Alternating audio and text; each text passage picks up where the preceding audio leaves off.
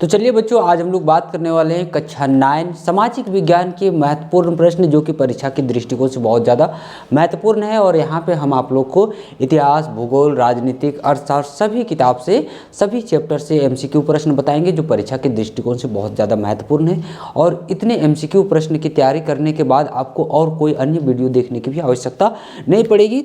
हम आपके लिए पर्याप्त क्वेश्चन, जो बार बार परीक्षा में रिपीट किया जाता है, वैसे प्रश्नों की श्रृंखला आपके लिए लेकर आए हैं। तो चलिए शुरुआत करते हैं हम लोग पहले प्रश्न के साथ बच्चों।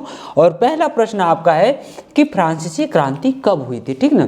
आखिर फ्रांसीसी क्रांति, फ्रांस का क्रांति कब हुआ था? 1789, 1857, 1917 या फिर 1947 ईस्वी में।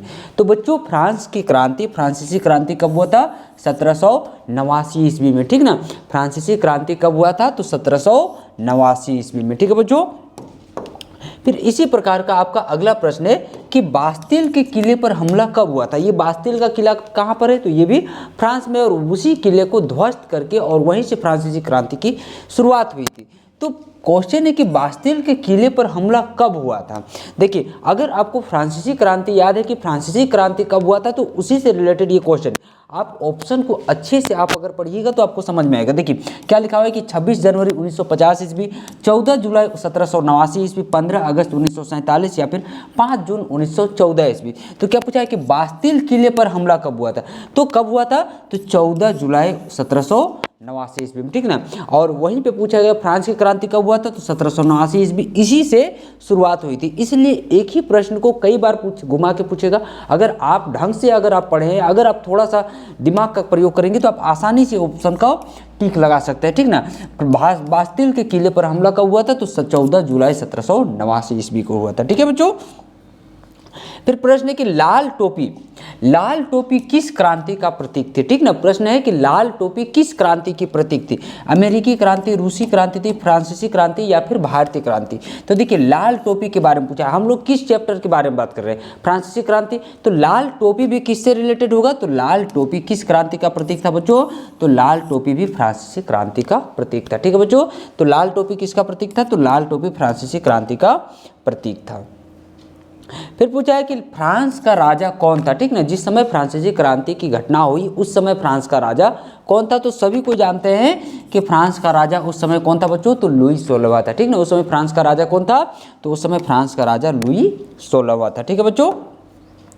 फिर अगला प्रश्न हम लोग देखेंगे कि रूस में क्रांति कब हुई, ठीक ना। तो आखिर रूस में क्रांति की शुरुआत कब हुई थी? 1917 ईस्वी, 1914 ईस्वी, 1920 ईस्वी या फिर 1905 ईस्वी में? तो देखिए क्या लिखेंगे बच्चों कि रूस में क्रांति कब हुई थी? तो 1917 ईस्वी में, ठीक है बच्चों।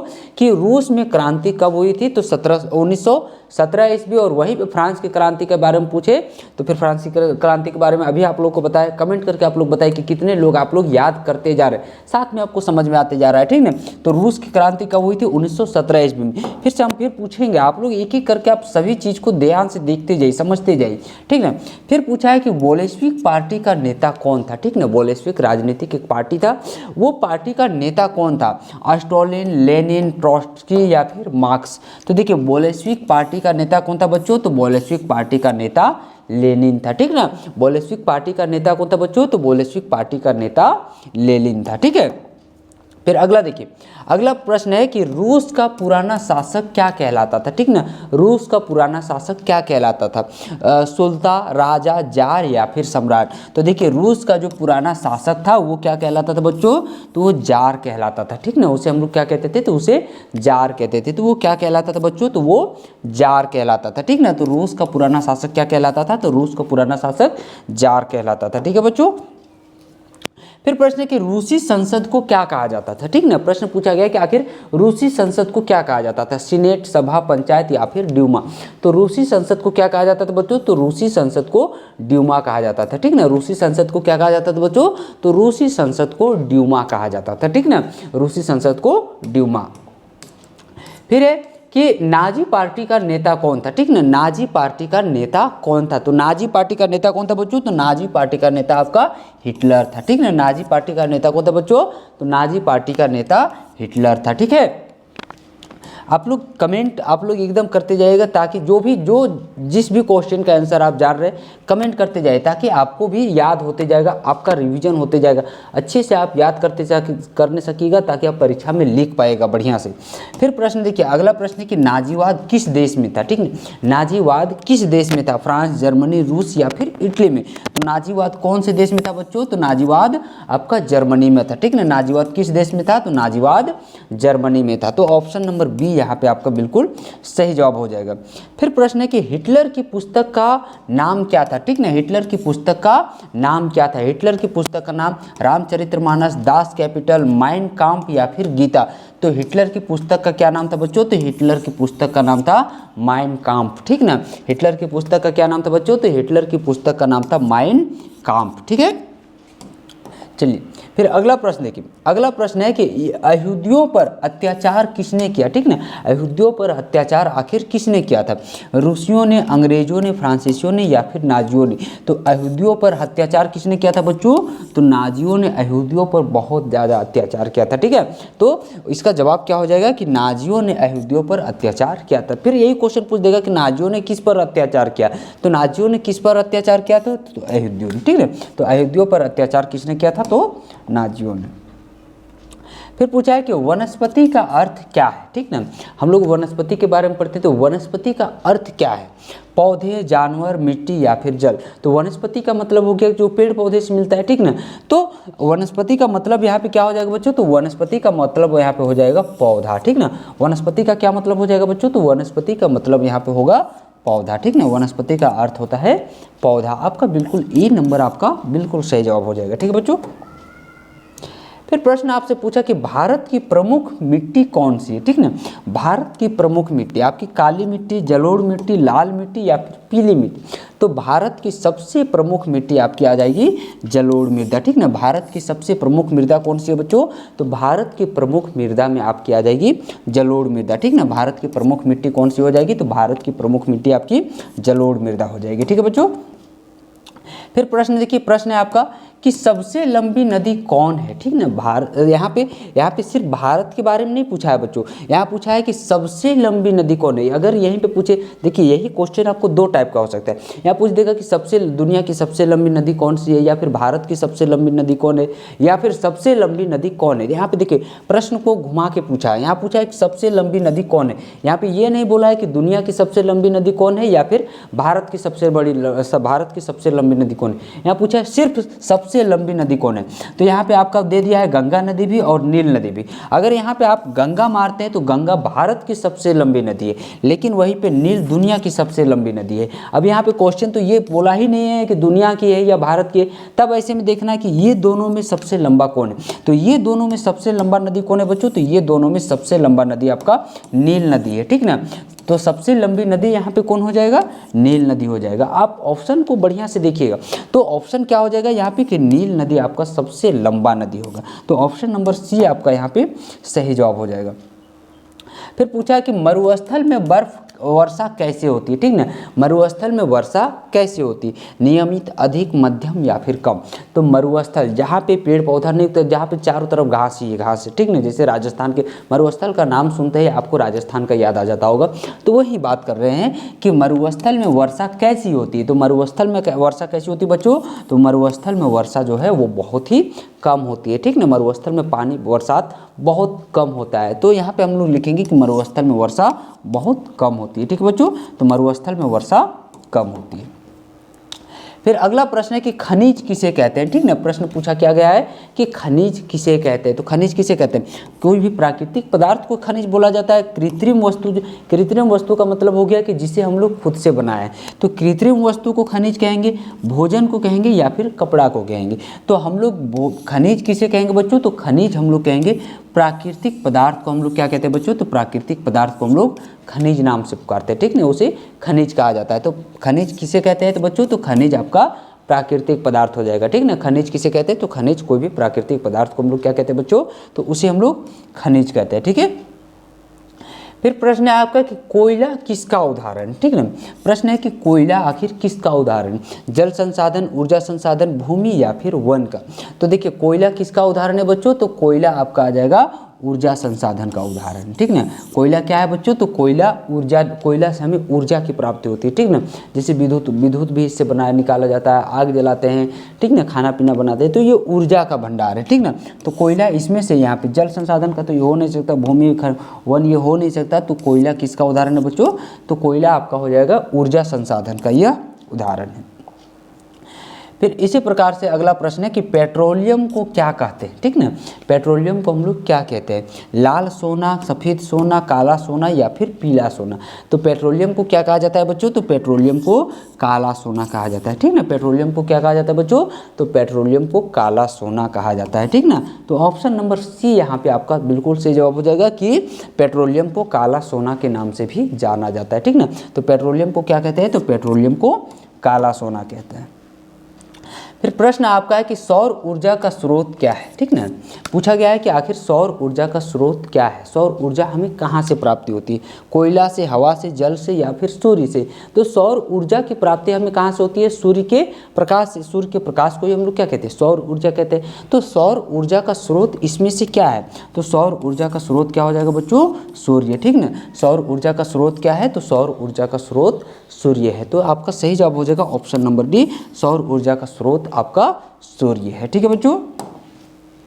फिर प्रश्न आपका है कि लोकतंत्र का अर्थ क्या है, ठीक ना, कि लोकतंत्र का अर्थ क्या है, लोकतंत्र हम लोग किसे कहते हैं, लोकतंत्र का मतलब क्या होता है, जनता का शासन, राजा का शासन, सेना का शासन या फिर धर्म का शासन। तो लोकतंत्र का मतलब हो गया लोगों का तंत्र, यानी कि लोगों के लिए नियम, लोगों के लिए, लोगों के द्वारा बनाए गए नियम को हम लोग क्या कहते हैं, लोकतंत्र कहते हैं, ठीक ना। तो यहाँ पे पूछा है कि लोकतंत्र का अर्थ क्या है, तो लोकतंत्र का मतलब हो गया जनता का शासन, ठीक ना। लोकतंत्र का मतलब क्या हो गया, लोकतंत्र का मतलब हो गया जनता का शासन। तो आपका हो जाएगा ऑप्शन नंबर ए से जवाब कि लोकतंत्र का अर्थ क्या होता है, तो लोकतंत्र का अर्थ होता है जनता का शासन, ठीक ना। चलिए फिर अगला प्रश्न देखिए। अगला प्रश्न आपका है कि भारत का राष्ट्रपति कौन चुनता है, ठीक ना। भारत का राष्ट्रपति चुनने का पावर किसके पास है, चुनने का अधिकार किसके पास है, ठीक ना। जनता के पास, निर्वाचक मंडल के पास, प्रधानमंत्री या फिर न्यायालय के पास, ठीक ना। तो भारत का राष्ट्रपति चुनने का, भारत का राष्ट्रपति कौन चुनता है बच्चों, तो भारत का राष्ट्रपति आपका निर्वाचक मंडल चुनता है, ठीक ना। हम लोग जनता सिर्फ विधायक और सांसद का चुनाव करते हैं, ठीक ना। विधायक और सांसद का ही चुनाव हम लोग कर सकते हैं, कोई भी जनता, लेकिन वहीं पे राष्ट्रपति का बात आ जाए तो राष्ट्रपति को चुनाव कौन करता है, निर्वाचक मंडल, यानी कि जो विधायक, सांसद, जो कार्यपालक लोकसभा के जो सदस्य होते हैं वही लोग क्या करते हैं, तो वही लोग कोई एक राष्ट्रपति का चुनाव करता है, यानी कि वोट जनता उनको नहीं देती है, ठीक ना। तो उसका, चलिए अगला प्रश्न है आपका कि संसद के दो सदन कौन कौन से हैं, ठीक ना। संसद के सदन के विषय में पूछा गया। तो संसद के सदन इसमें से कौन कौन है, पंचायत सभा, विधानसभा परिषद, लोकसभा, राज्यसभा या फिर कोर्ट सभा। तो संसद के दो सदन कौन कौन से हैं बच्चों, तो संसद के दो सदन हैं आपके लोकसभा और राज्यसभा, ठीक ना। संसद के दो सदन कौन कौन से हैं, तो संसद के दो सदन है, एक है लोकसभा और दूसरा क्या है, राज्यसभा, ठीक ना। कई बार बच्चे विधानसभा को ये कर देते हैं, ठीक ना, कि विधानसभा परिषद, नहीं, आपका संसद का दो सदन पूछा है तो संसद का दो सदन कौन कौन सा हो जाएगा, लोकसभा और राज्यसभा, ठीक है ना।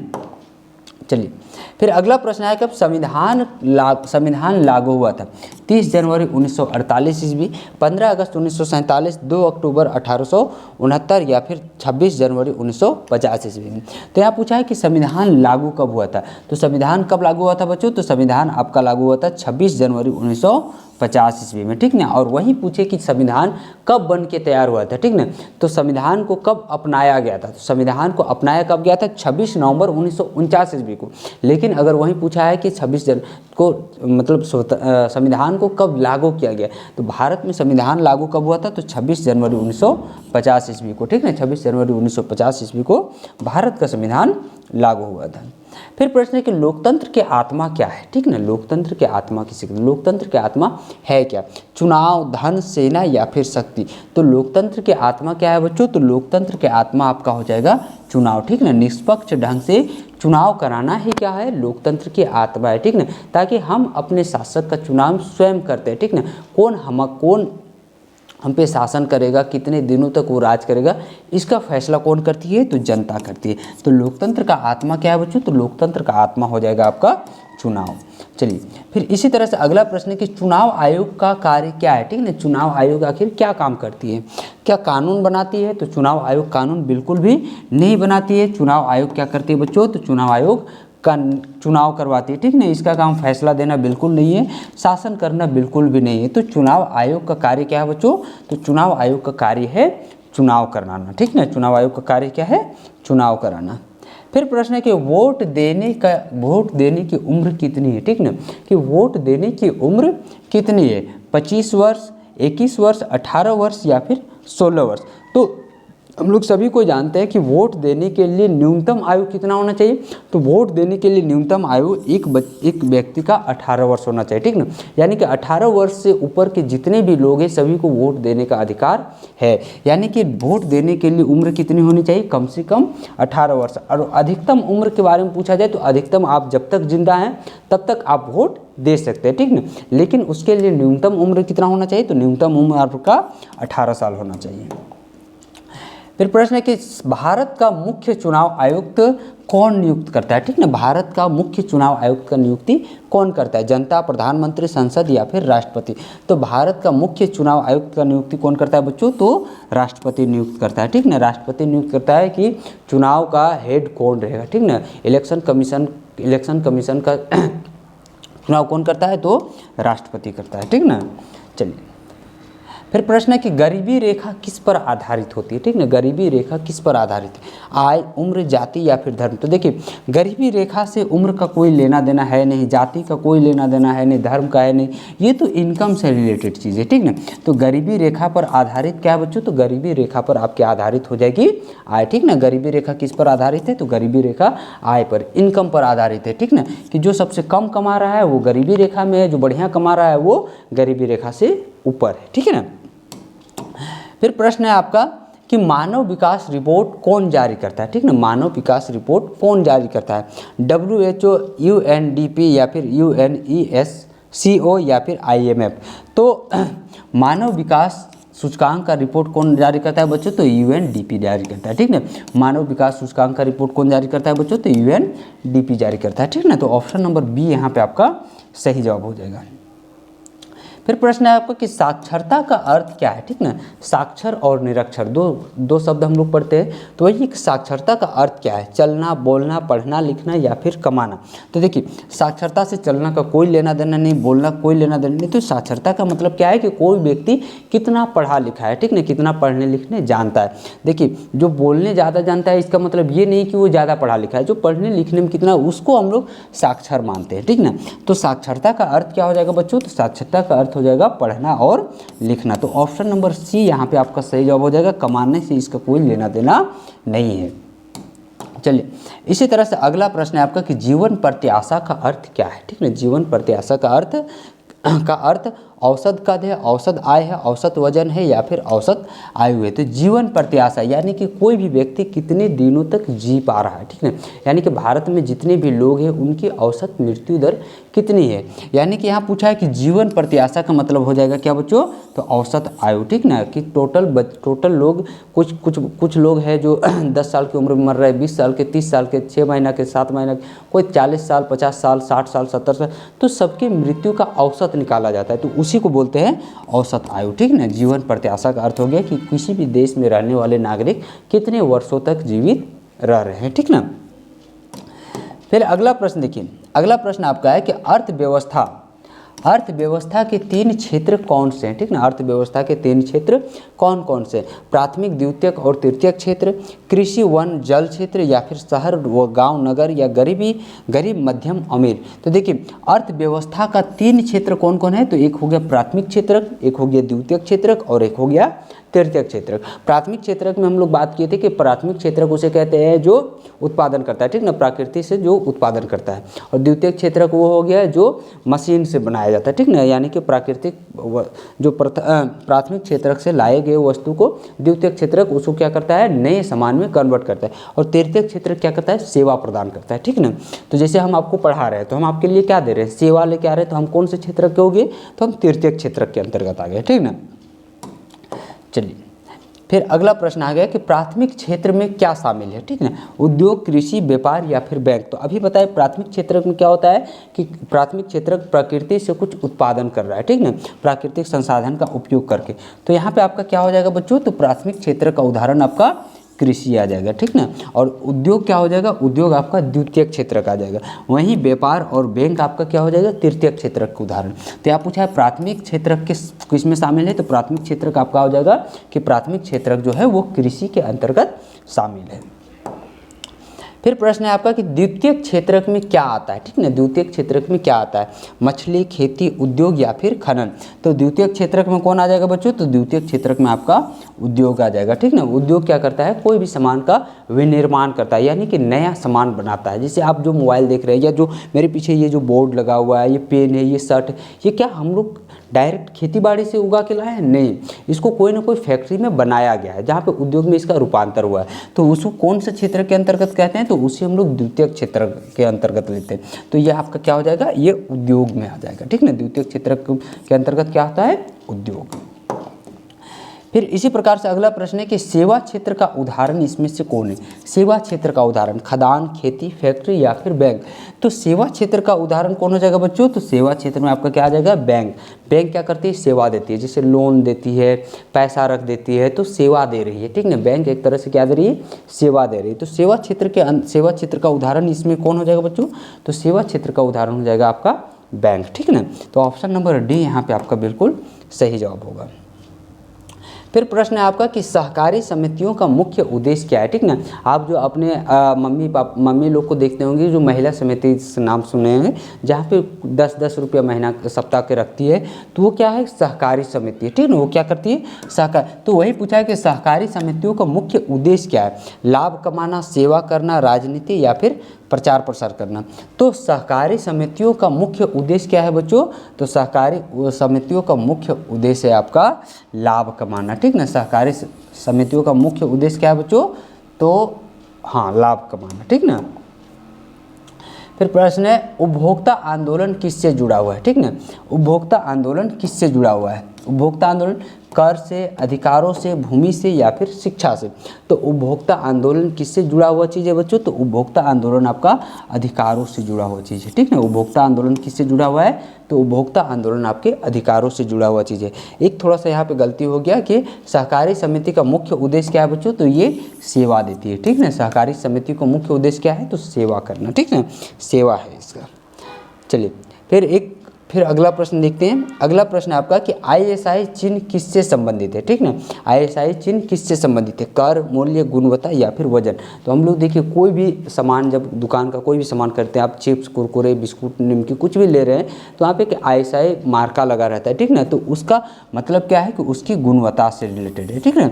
ISI चिन्ह किसके संबंधित है, तो वो गुणवत्ता से संबंधित है, ठीक ना। कोई प्रोडक्ट का ISI मार्क लगा रहता है, ठीक ना, उसको फूड सेफ्टी डिपार्टमेंट उसको जांच करता है कि ये जो सामान प्रोडक्ट बना रहा है वो सही है या फिर नहीं है, ठीक ना। जब उसे लाइसेंस मिलता है तो वही है ISI, ठीक ना।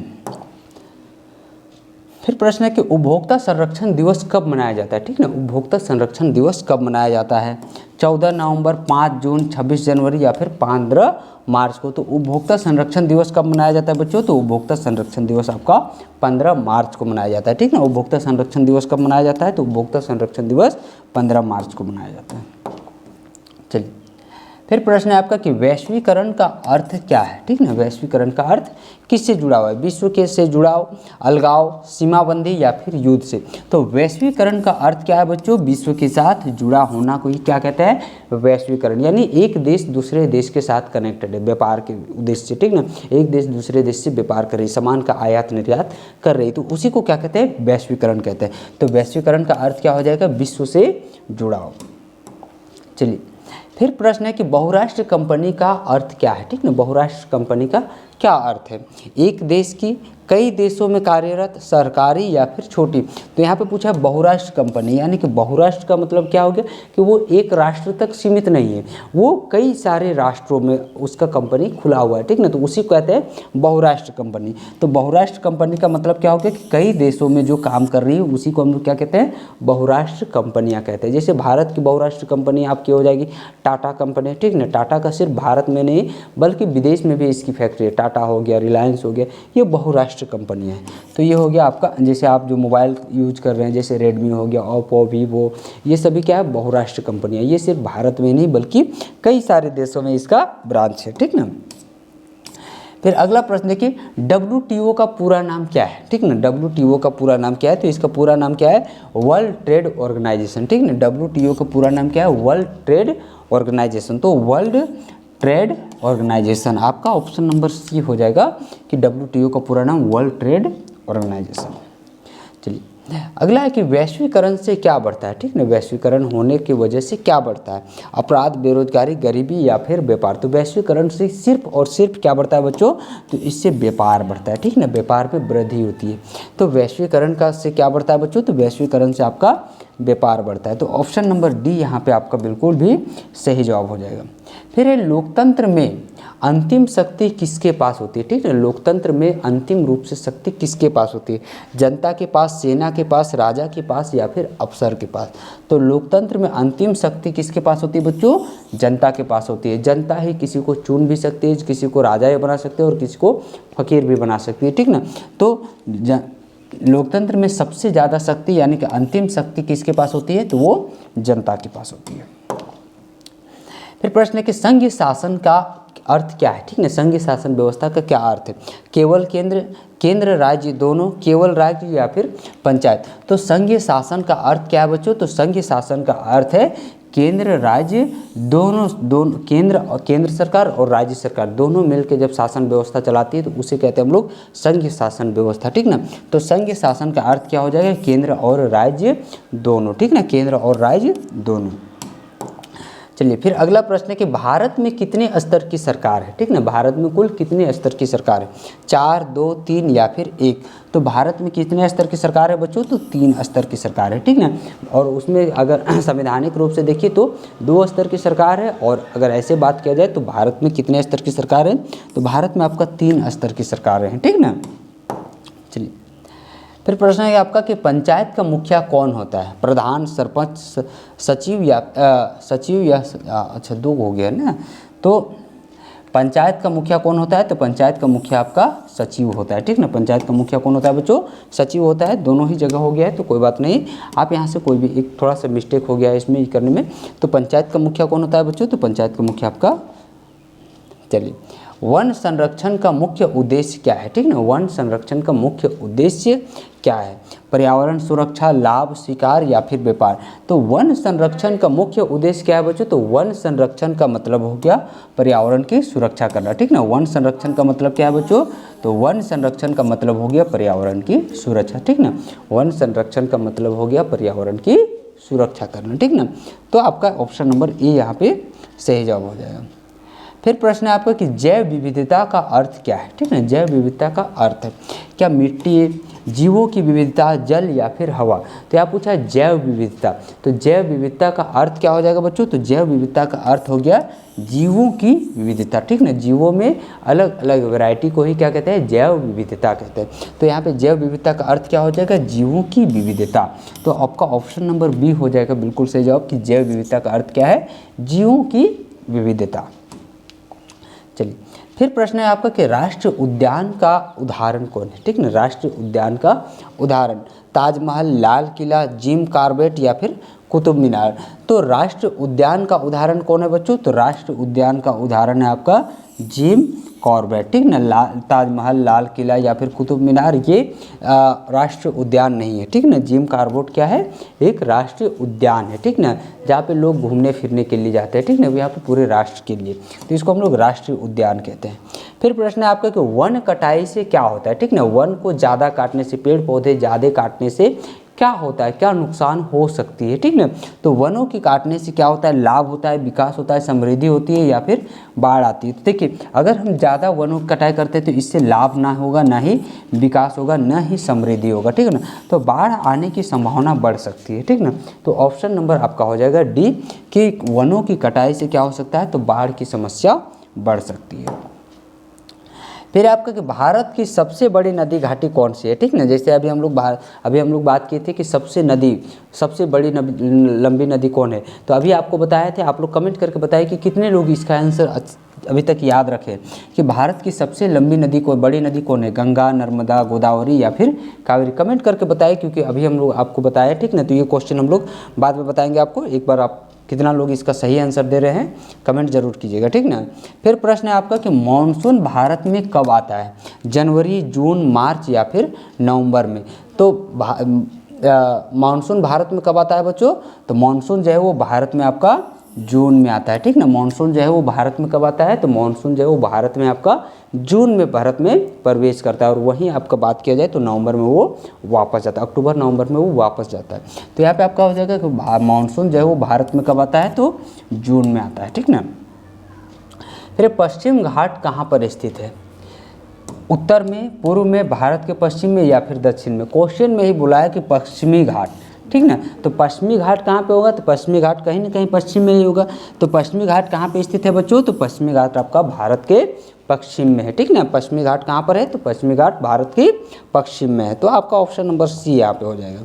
फिर प्रश्न है कि भारत का सबसे ऊंचा पर्वत शिखर कौन सा है, ठीक ना। भारत का सबसे ऊंचा पर्वत शिखर, धौलागिरी, एवरेस्ट, नंदा देवी या फिर कंचनजंगा।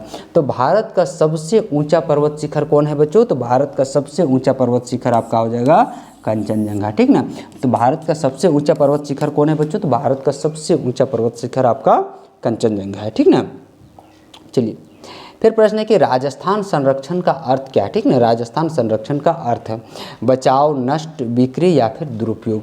तो संसाधन संरक्षण का अर्थ क्या है बच्चों, तो संसाधन संरक्षण का अर्थ हो गया कोई भी वस्तु को बचा के रखना, ठीक ना, उसका दुरुपयोग नहीं करना। तो संसाधन संरक्षण का मतलब क्या हो गया, बचाव करना। तो ऑप्शन नंबर ए यहाँ पे आपका आ जाएगा, ठीक ना।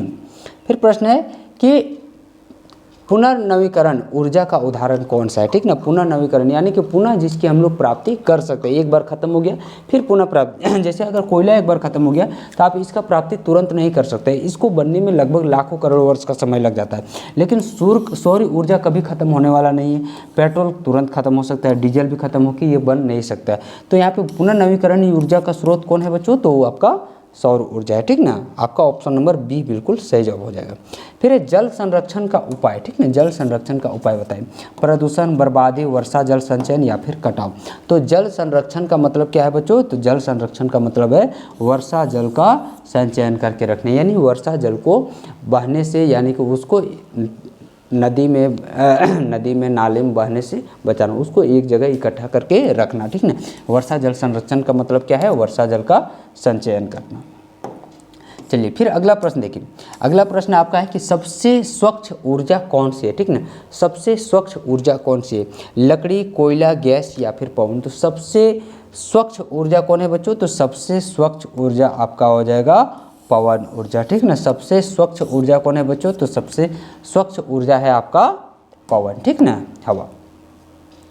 फिर आपका कि बेरोजगारी का अर्थ बताए, ठीक ना। बेरोजगारी का क्या अर्थ है, काम न मिलना, कम वेतन, बीमारी या फिर छुट्टी। तो बेरोजगारी का मतलब क्या है, किसी हम बेरोजगार कहेंगे जो काम नहीं कर रहा है, जो निकम्मा बैठल है, जिसको काम नहीं मिल रहा है, वही क्या है, बेरोजगार है। तो बेरोजगारी का अर्थ क्या हो जाएगा, काम नहीं मिलना ही क्या कहलाता है, तो वो बेरोजगारी कहलाता है, ठीक ना। तो बेरोजगारी का मतलब क्या हो गया, काम नहीं मिलना। फिर मौसमी बेरोजगारी किसे कहते हैं, ठीक ना। उद्योग, कृषि, व्यापार या फिर बैंक। तो मौसमी बेरोजगारी, मौसम के अनुसार बेरोजगारी किस में होता है, तो कृषि क्षेत्र में ही हमें सबसे ज़्यादा दिखता है कि मौसम के विपरीत में हमें देखते हैं कि उस समय लोग बेरोजगार हो जाते हैं, ठीक ना, काम धंधा नहीं मिलता है। फिर ये संगठित क्षेत्र का उदाहरण कौन है, रेहड़ी, घरेलू काम, सरकारी नौकरी या फिर खेती मजदूर। तो संगठित क्षेत्र का उदाहरण कौन है बच्चों, तो संगठित क्षेत्र का उदाहरण हो जाएगा आपका सरकारी नौकरी जो कर रहे हैं उसे कहते हैं संगठित क्षेत्र, और जो सरकारी नौकरी के अलावा जो प्राइवेट नौकरी में उसे कहते हैं असंगठित क्षेत्र के लोग, ठीक ना। तो संगठित क्षेत्र का उदाहरण कौन हो जाएगा, सरकारी नौकरियां। असंगठित क्षेत्र का अर्थ क्या है? नियमित, सुरक्षित, अस्थायी या फिर बिना सुरक्षा। तो देखिए असंगठित में कोई भी सुरक्षा नहीं है, यानी कि वो आज काम पे है, कल उसको निकाल दिया जा सकता है। तो असंगठित में क्या हो जाएगा? वो बिना सुरक्षा का है, विदाउट सुरक्षा उसको कहते हैं असंगठित क्षेत्र के लोग। फिर क्वेश्चन है कि महिला सशक्तिकरण का अर्थ क्या है? ठीक ना, अधिकार देना, दबाव, रोक या फिर नियंत्रण। तो महिला सशक्तिकरण का मतलब क्या है बच्चों? तो महिला सशक्तिकरण का मतलब हो गया महिलाओं के लिए अधिकार देना, ठीक ना, महिलाओं को अधिकार देना। तो लाइट कट गया है, इसलिए हम लोग इतने ही क्वेश्चन का बात करते हैं, फिर हम लोग अगले वीडियो में बात करेंगे। तब तक के लिए धन्यवाद।